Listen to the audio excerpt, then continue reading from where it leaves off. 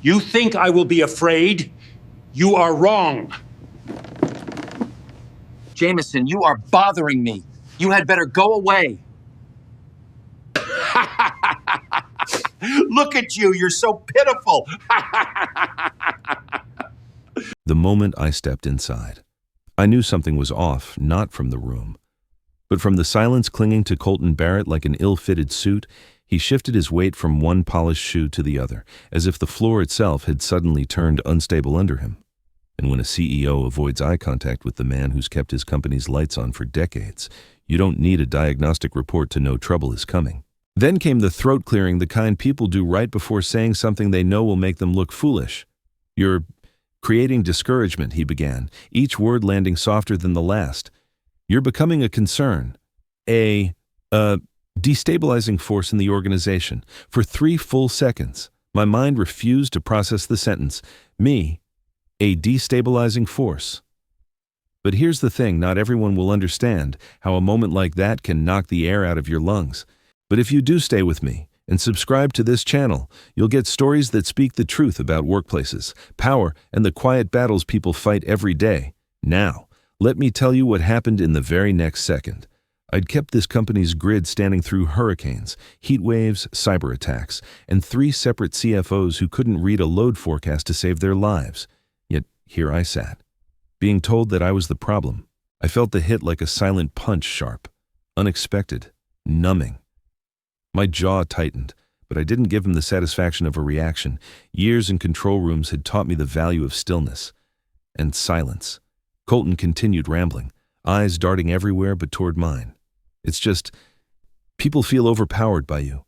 Your energy is too strong. We need a softer culture. You know, a gentler presence. Gentler, right?" Then I saw at the corner of a memo sticking out beneath his tablet. Alara Barrett's signature looped across the bottom in gold ink. His wife, the new board appointee, the woman who'd toured the operations center last month and asked if transformers came in more aesthetically pleasing colors. One line in her memo was underlined twice. "His influence overshadows leadership. Remove him." And suddenly, everything locked into place with brutal clarity. This wasn't about discouragement. It wasn't even about culture. It was a purge signed, sealed, and delegated. I sat frozen, breath steady, anger simmering beneath an icy calm. 30 years reduced to a single accusation, and I answered it the only way a man like me could. I said nothing. The moment I walked out of Colton's office, the hallway felt colder than it should have, as if the building itself had heard every word he said. I moved slowly, one step at a time, letting the weight of that conversation settle in my chest like wet cement. A destabilizing force, that's what he called me. A threat to morale.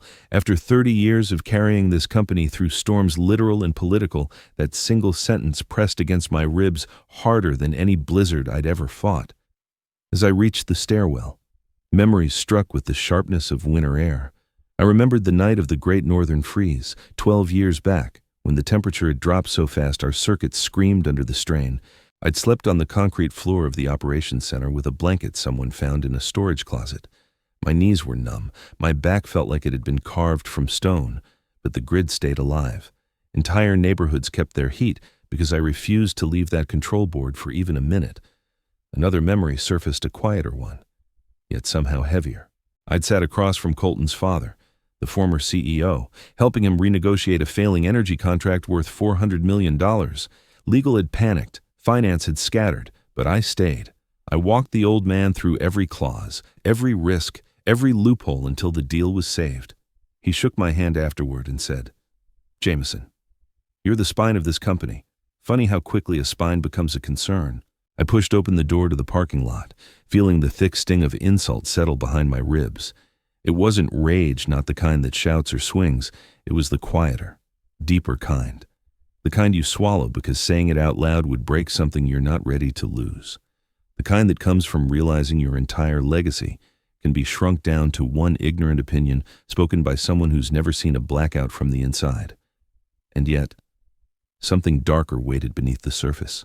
Because that afternoon, while clearing out my inbox, I found a misrouted HR document, a strategic staffing outline, a veteran transition plan, a list of employees marked as replaceable. There was only one name on it, mine. The heaviness in my chest deepened, not because they wanted me gone. People in power always think they can replace what they don't understand, but because they had planned it long before Colton rehearsed his little speech. My decades of service, my midnight rescues, my loyalty, all filed under phase-out. I closed the document quietly, my jaw tight but my hands steady. They thought I was the problem. They had no idea what removing the spine would actually do, if you look closely. There's a hidden signal right in this section.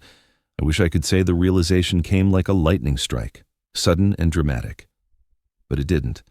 It came slowly, tightening around me like a belt pulled notch by notch. By the time I understood the truth, the hurt was dull rather than sharp quiet. Almost reasonable, painful, yes, but painfully clear. They weren't afraid of me. They were afraid of what I knew, of what I could do, of the fact that the entire electrical backbone of Voltaris lived in my head like a second language. And people in power don't like depending on anyone they can't control. That clarity hit me the moment I walked past the operations bay and saw the new intern team rehearsing introductions for a meeting. They looked nervous, whispering the same sentence over and over. Remember to check with Mrs. Barrett before finalizing anything. Mrs. Barrett, the CEO's wife, the woman who once asked if a transformer really had to look so industrial. As I moved toward my workstation, I overheard two project managers debating upcoming leadership changes. Their voices dropped when they saw me, but not before I caught the name that made my stomach sink. Aiden Creed, the chairman's nephew, 24 years old, a TikToker who made video reviews of cute portable solar chargers and once called a voltage regulator the spinny electricity thing. And apparently, he was being positioned as the next head of grid innovation. That was the moment I understood this wasn't incompetence, this wasn't misunderstanding. This was replacement. Not because I failed, but because I performed too well and didn't bend easily enough to the whims of people who knew less but wanted more. I felt the hurt settle beneath my ribs like a bruise you don't notice until someone presses it. 30 years of mastery. And I was being sidestepped for a kid whose resume was built on hashtags and brand partnerships. I kept walking, forcing my breath to stay even. Pain is loud, but clarity can be louder when you let it stand alone. As I reached the exit, a young engineer, Elliot, one of the few bright ones, hurried after me. He hesitated before speaking, his voice barely above a whisper. Jamison, look, I shouldn't say anything, but you're not being pushed out because of morale. They're scared you won't take orders from the wrong people. I turned toward him slowly. The wrong people. He swallowed hard. You didn't call the CEO's wife for approval. The rest of us do. That's why you're the one on the list. The words landed gently, almost apologetically, yet they cracked something open inside me. Not anger, not shock, just a quiet, exhausted understanding. They weren't getting rid of me because I was a threat. They were getting rid of me because competence terrifies the insecure. And for the first time, the pain I felt sharpened into something steadier, something almost calm, a certainty that I knew exactly what was happening and exactly what would come next. And here's the part most viewers don't know. There's a certain kind of quiet that settles in when a decision stops being emotional and becomes inevitable. That was the quiet I felt the next morning as I sat at my desk, hands steady, breathing even, staring at a blank resignation template. No anger, no trembling, just a cool, distant clarity like the air right before a hard freeze. 30 years in this place, and I was about to walk away without a ripple. I typed slowly, deliberately, effective immediately. 2 words that could collapse an entire architecture if placed in the right hands. My resignation letter was barely 3 sentences long, polite, professional, almost painfully courteous. There was no mention of Colton's insult, no reference to the HR ambush, no complaint about being replaced by a TikTok personality with a ring light, and no understanding of voltage sag. I didn't even hint at betrayal. People always expect a departing employee to leave scorch marks. They never expect the kind of exit that feels like a scalpel. Thank you for the opportunities. I wrote a sentence that said nothing but closed everything, but the real work happened after I hit save. With the same composure I'd used 1,000 times while stabilizing overloaded substations, I began removing myself from the skeleton of Voltaris, one system at a time, one access key at a time, nothing destructive, nothing hidden, just released, First went the emergency grid approvals. The codes, only I had clearance to authorize codes that could redirect power flows across 3 states in under 8 seconds. Then, the safety override protocols, the ones designed to bypass automated shutdowns during extreme weather. After that, the smart grid routing authority, a responsibility no one else had ever wanted because it required constant monitoring, flawless judgment, and the willingness to be blamed for everything that went wrong. Each deactivation was quiet, clean, documented, no alarms triggered, no systems harmed. I didn't touch a single file that wasn't mine. All I did was return the network to what Voltaris claimed it preferred: original settings, original workflows, original fragility. When the final access key blinked red, indicating removal, I felt nothing. No guilt, no satisfaction, just the cold neutrality of completion. Only one task remained. I opened a new email, addressed it to operations, engineering, and executive leadership. My fingers didn't hesitate. All systems have been returned to standard configuration. One line, no explanation, no warning, no accusation. I hit send. Then I stood, shrugged on my coat, and walked through the building without looking back. No one stopped me. No one even seemed to notice. It was almost poetic, the man they'd spent months planning to remove slipping away with all the ceremony of a passing shadow. Outside, the air was crisp, clear, a perfect morning for a quiet ending and an even quieter beginning. Don't read on unless you're ready for the most unbelievable part. The next morning greeted me with a silence so complete it felt almost luxurious. No alarms vibrating against my nightstand, no urgent messages flashing red across my phone, no shrill, pre-dawn calls from supervisors pretending to check in while really begging for help. For the first time in years. I woke up because the sun rose, not because the grid faltered. I stepped out onto my back patio with a mug of fresh coffee, letting the steam rise against the cool air. The quiet wrapped around me like a long-forgotten comfort. I took one slow sip, then another, savoring each second of a world where I wasn't responsible for keeping half the region's power from collapsing.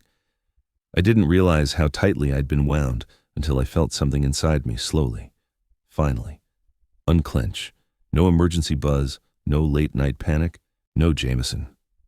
Buddy, can you jump on a quick call? Just birds, sunlight, and the pleasant knowledge that whatever disaster Voltaris was wrestling with now wasn't mine. And as it turned out, they were wrestling with plenty, around 8:30, purely out of habit. I glanced at my phone, still nothing, not a single missed call, no pleading voicemail, no all-caps text from operations. That alone was suspicious, normally. By this time, someone would have already been begging me to override a heat surge or stabilize a faulty transfer line. Curiosity nudged me just enough to open the industry blog I used to skim during lunch breaks. And there it was, front and center. Written with an enthusiasm only journalists hungry for scandal could produce. Breaking, major delays at Voltaris Grid Systems 12, distribution hub stuck pending Level 7 authorization. I nearly choked on my coffee. Level 7. There were exactly 2 facts everyone at Voltaris knew with absolute certainty. Level 7 emergency clearance was the highest operational authority in the company. Only one person had ever held it. Me. I scrolled further, a smile tugging at my mouth in spite of myself. The article described a series of cascading operational failures, 12 distribution stations reporting lockouts, routing protocols freezing mid-transfer, and entire regional load balancing cycles stuck in queue. One analyst quoted in the article speculated. Someone with deep systems knowledge must have walked out and taken the operational architecture with them. Someone. I almost felt offended they didn't use my name. After 30 years of devotion, you'd think I'd at least get a dramatic headline. Veteran engineer leaves, infrastructure panics. Or maybe, employee finally sleeps, company decides it's optional. I leaned back in my chair, letting the warmth of the cup seep into my hands. Relief spread through me, steady and settling, like the sensation after shutting down a humming generator. Voltaris would manage eventually. Or maybe they wouldn't. Either way. The crisis unfolding on their screens was no longer my burden to carry. I took another sip of coffee, slower this time, and allowed myself the smallest, most discreet grin. After all, it wasn't every day a man got to enjoy peace and a perfect morning while an entire corporation realized exactly what he'd been holding together. by the second day. The cracks at Voltaris weren't cracks anymore. They were flashing neon signs. I didn't need insider updates or frantic calls to know something had gone wrong. The industry grapevine handled that for me with ruthless efficiency. And honestly, watching it all unfold from a distance felt like observing thunderclouds gather over a roof I no longer lived under. A little dramatic, a little predictable, and somehow deeply entertaining. I first heard about the Ohio incident while standing in line at a bakery, waiting for a cinnamon roll I absolutely did not need, but wholeheartedly deserved. A notification popped up on my phone, Ohio Distribution Hub 3 unresponsive during peak load. Unresponsive was a polite way of saying it shut down mid-transfer like a teenager who decided chores were optional. Peak load on that grid was no joke. It took precision, timing, and the Level 7 approvals only one person used to manage. Without that, well, Ohio had just gotten its first taste of self-inflicted blackout roulette. I chuckled under my breath quietly. Of course, no need to scare the bakery staff. By the time I reached my car, 2 more alerts had appeared. This time, Michigan and Indiana requesting emergency maintenance approval. Requests were queued, then stalled, then re-queued, which meant absolutely nothing was happening except a growing digital traffic jam. When Voltaris didn't get immediate answers, they did what they always do, panic horizontally, instead of fixing the issue. They spread the blame like butter, thinly, unevenly, and mostly on the wrong things. Colton, apparently, hosted a temporary crisis huddle where he listed potential causes for the outages, IT incompetence system, lag vendor sabotage, market competition, cloud desynchronization, seasonal humidity. Humidity. I wish I were exaggerating. Not once did he acknowledge the real cause that they were missing, the one person who knew how to balance those old circuits without making them cry. But the best part arrived that afternoon. Someone from Voltaris, clearly fed up and desperately in need of emotional release, snapped a picture of the main operations control panel. A giant red fault indicator blinked across the center screen like a furious Christmas light. Underneath the photo, on a public energy ops forum no less, the anonymous employee captioned, "This must be the new positive culture the CEO talked about, a culture of shutting down everything," and nearly spit out my coffee within an hour. The post had spread across every internal chat group, then leaked to external ones. Engineers from other companies were already leaving sympathetic comments. Someone even added a meme of a power switch labeled corporate vision. For all its expensive architecture and polished branding, Voltaris had always been more fragile than it liked to admit. I didn't sabotage them, never would. I simply removed the brace they'd leaned on for decades and let gravity do its job, and watching them scramble now, blaming clouds and humidity for their own mistakes. It was coldly funny in a way only years of quiet suffering could appreciate. The storm had begun, and I was finally dry. You can always tell when a meeting isn't a meeting, but a reckoning. The air changes, it thickens, sharpens, presses against your skin like a storm front waiting to split open. That's exactly what the boardroom at Voltaris felt like the morning everything finally caved in. I wasn't there physically, but every update that leaked out painted the scene vividly enough that I could almost hear the fluorescent lights buzzing under the tension. The entire executive team had been corralled into the main conference room. Directors, senior managers, legal, finance, even the PR lead who usually avoided operations talked like it was toxic waste. Everyone sat stiffly as the projector flickered awake. No preamble, no warm-up speech, just the first slide blinking into place with a harsh white background. Operational structure, not found owner, J. Reed, for a full 10 seconds. No one breathed. It was the kind of silence that doesn't just fill a room, it traps it. Then, in a scraping burst of panic, someone muttered, "Is this a joke?" Another whispered, "Try refreshing." But refreshing only repeated the message, larger this time, as if the system itself were screaming the truth they'd tried so hard to ignore. That was when Alara Barrett, the CEO's wife and newly crowned board member, completely unraveled. She pushed back from her chair, eyes wide, voice cracking with a desperation she hadn't yet learned to hide. "Fix it," she demanded. "I want everything restored in 24 hours, all of it. I don't care how you do it." But the room stayed frozen, because everyone knew the truth. No one there understood the architecture. No one had the authority to override it. No one had the keys I'd held alone for decades. Someone from engineering finally spoke. Voice barely audible. "Ma'am, we can't restore what was never documented outside Jamison Reed's command chain." The crack in the room deepened. Then came the moment, the fracture that split everything open. A senior shareholder, one of the oldest men on the board and not known for theatrics, stood up slowly, without a word. He slid a printed email onto the center of the table. The paper skidded to a stop in front of Colton. Everyone saw the subject line, Your intimidating attitude problem. It was the exact email Colton had used to justify pushing me out. The shareholder's voice cut through the suffocating quiet. You removed the only man who understood this grid. This isn't a system failure. This is a CEO failure. The words hit harder than any outage alert ever could. And in that instant, the room didn't just feel tense, it felt shattered, because denial had finally run out of places to hide. Don't pay too much attention, unless you're the type of person who likes to understand everything.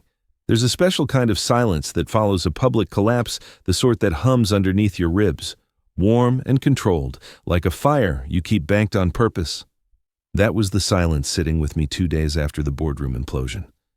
I was fixing a loose hinge on my backyard gate when my phone buzzed with a familiar number. I didn't rush to answer it. I let it ring twice, 3 times, just long enough to taste the irony. Then I swiped. Colton's voice came through thin and strained, the tone of a man trying to pretend he wasn't already drowning. Jamison, it's me. Look, we need you. Just for a few weeks. You named the price. Weeks. He said it like my time was something he could rent by the hour. I leaned against the fence, staring at the quiet street beyond, and let his words hang there. There was a small part of me, very small, that wanted to laugh. Not loud, not cruel, just a soft, incredulous sound at the absurdity of hearing desperation from someone who once couldn't even make eye contact while calling me a concern. I didn't ask for details. I didn't ask how bad the situation was. I already knew. Instead, I simply said nothing. Not a refusal, not an agreement, not a single syllable. And after a long, uncomfortable pause, his, not mine. I ended the call. That was the moment the satisfaction hit. Not explosive, not triumphant, just a quiet, compressed exhale of justice settling exactly where it belonged. I hadn't sabotaged anything. I hadn't lifted a finger to hurt Voltaris. I merely stopped saving them. And now they were learning the cost of all those rescues they'd taken for granted. By late afternoon, the doorbell rang. A courier stood there holding a sleek gift box stamped with the Voltaris logo, trying to look cheerful despite the tension practically radiating from the building behind him. I signed for it and carried it inside, already guessing what was inside. Companies love symbolic gestures when they don't know how to apologize properly. Inside the box sat a gold-embossed notebook titled Fresh Start and a soy candle labeled Citrus Dawn, as if a scented flame could erase 30 years of disrespect. I didn't bother rolling my eyes. I simply picked up the box and walked next door. My neighbor, Mr. Collins, opened the door halfway through mowing his lawn. "This yours?" he asked. Confused. "No," I said, handing him the box. "But it'll fit your place better than mine." He grinned, not needing any explanation. As I walked back home, I felt that familiar hum under my ribs again, that quiet, held-back satisfaction. Because sometimes the sweetest revenge isn't payback. It's the knowledge that you're finally out of reach while the people who underestimated you begin to understand exactly what they lost. The funny thing about endings is how quietly the beginnings tend to appear. No fireworks, no grand announcements, just a simple message blinking on your phone while you're rinsing out a coffee mug. That's how it started for me. A short email from an unfamiliar address requesting a private meeting, Helion Dynamics. Helion, one of the fastest rising clean energy companies in the country. The kind of place that didn't waste time, money, or breath on anything that didn't matter. I almost thought it was spam until I recognized the signature Elias Morgan, CEO. A man known more for patents than photo ops, more for blueprints than boardroom speeches. We met the next morning at a small cafe downtown, not a corporate suite, not a high-rise. He chose a corner table like we were 2 old engineers swapping notes after a long shift. No entourage, no PR handler, just him, a notebook, and a cup of black coffee strong enough to dissolve anxiety. "Jamison," he said, offering a handshake that felt both firm and familiar. "I'm not interested in what you did for Voltaris." For a brief second. My stomach tightened. Then he continued. "I'm interested in you, in how you think, in what you build, in the stability you designed into systems that had no right to be stable in the first place, His words didn't feel flattering. They felt precise, like measurements taken by someone who understood the machinery beneath the surface. He slid a thin folder across the table. Inside 3 sheets of paper. The first was a map of Helion's planned national grid expansion strategy. The second, a rough P&L summary. The third, a hand-drawn sketch of a smart distribution architecture that didn't exist yet, just lines and frames, waiting for someone who could bring it to life. "We don't want what you built elsewhere," he said. "We want what you haven't built yet. We want you to design a new backbone ground up, unrestrained, uncompromised." I should have felt cautious, but instead, something warm and unfamiliar stirred in my chest. Recognition. Real. Earned recognition. The kind that doesn't need ceremony or empty praise. Then he said the part that stopped me. "And we want your name on it.